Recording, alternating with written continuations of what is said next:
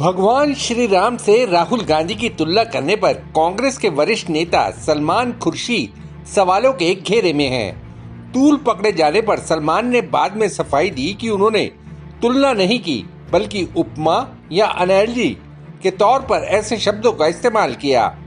राहुल गांधी भारत जोड़ो यात्रा से डिस्कवरी ऑफ इंडिया पर निकले हुए हैं। 7 सितंबर 2022 को तमिलनाडु के कन्याकुमारी से निकली इस यात्रा का दूसरा चरण 3 जनवरी 2023 से शुरू हो रहा है।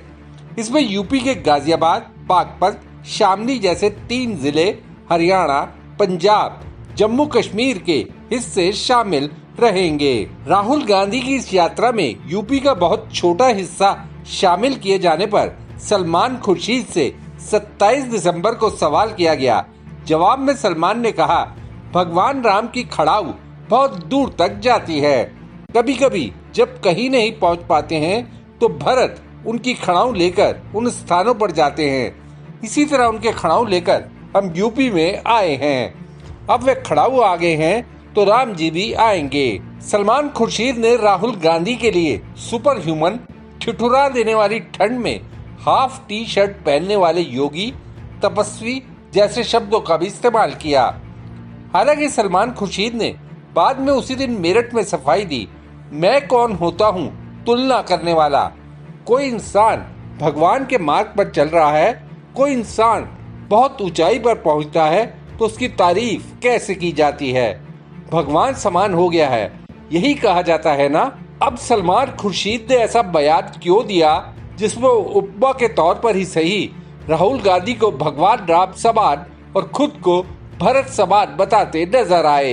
एक संभावना तो ये है कि सलमान को यात्रा के लिए माहौल बनाने की ड्यूटी पार्टी हाई कमान से मिली होने की वजह से उन्हें ऐसा करना पड़ा। इससे भी इनकार नहीं किया जा सकता कि सलमान ने राहुल गांधी की नजरों में नंबर बढ़वाने के लिए ऐसा कहा हो। सलमान ने जो कहा सो कहा, लेकिन इस पर राहुल गांधी की खुद क्या प्रतिक्रिया होनी चाहिए, यक्ष प्रश्न ये है। क्या राजनीति के कांजी भाई बन पाएंगे राहुल?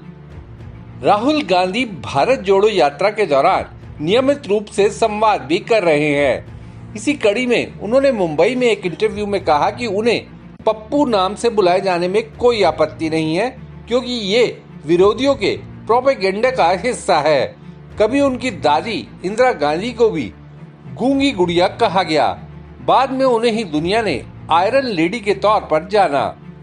राहुल को यहाँ एक बात समझनी चाहिए, उन्हें खतरा पप्पू बुलाने वाले विरोधियों से ज्यादा ड्राइंग रूम पॉलिटिक्स करने वाले अपने कथित सहयोगियों से है।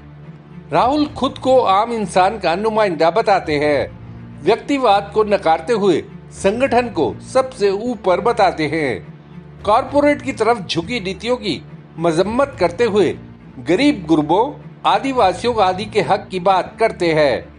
लेकिन इन्हीं राहुल गांधी को अगर चाटुकारिता या चापलूसी के बिंबों को तोड़ना है तो पहली शुरुआत अपने आसपास के लोगों से ही करनी होगी।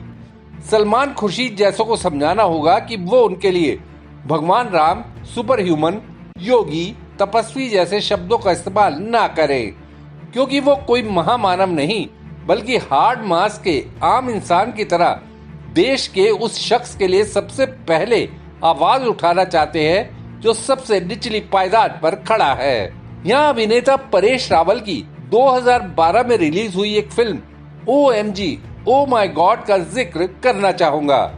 दिलचस्प है कि यही परेश रावल बीजेपी की विचारधारा से जुड़कर 2014 में अहमदाबाद से सांसद भी बने।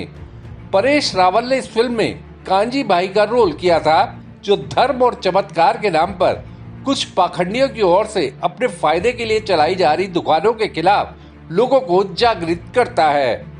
इससे धर्म के नाम पर लोगों को ठगने वाले पाखंडियों को अपना धंधा चौपट होता दिखता है।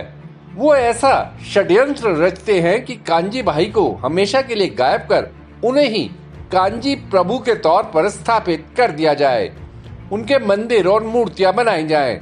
फिल्म का ही एक डायलॉग था, वैसे भी कई साल से मार्केट में नया भगवान नहीं आया है। फिल्म में भगवान कृष्ण बने अक्षय कुमार यह कांजी भाई का मार्गदर्शन करते हैं। कांजी भाई लोगों के बीच पहुंचकर भगवान के तौर पर बनाई गई अपनी मूर्ति को तोड़ देता है। साथ ही कहता है, क्या देख रहे हैं आप मुझे? मैं वही काजी हूँ जिसे जीते जी आप लोगों ने भगवान बना दिया है। अब महान है कि मूर्ख है मुझे समझ नहीं आता।